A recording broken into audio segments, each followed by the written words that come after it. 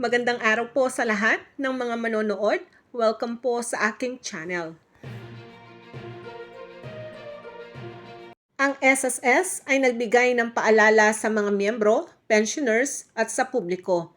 Narito ang kanilang post sa mismong official Facebook page. Ang Social Security System, binalaan ang mga miyembro nito at ang publiko na mag-ingat sa mga individual na nagpapanggap na SSS employees na nag-o-offer ng link para i-update ang kanilang SSS mobile app. Dagdag pa ng SSS, hindi sila nagbibigay ng message o call sa kanilang miyembro para mag-provide ng link sa pag-update ng kanilang My.SSS account o kaya naman sa SSS mobile app. Dagdag pa ng SSS, huwag makipag-engage sa mga individual na ito at iwasan ang pag-click ng link na ibibigay o isi-send sa inyong mobile phones o email.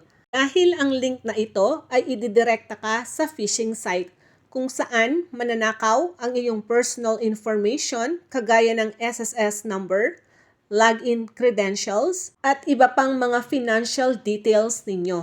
Tandaan, ang mga miyembro pwede lang mag-access sa legitimate My SSS mobile app sa pamamagitan ng App Store, Google Play, at Huawei App Gallery.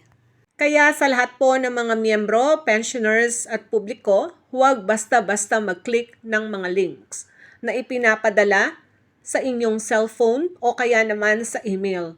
Dahil ito ay hindi gawain ng SSS na magbibigay ng link para i-click. Lamang po ang balita para sa ngayong araw na ito. Have a nice day and God bless us all.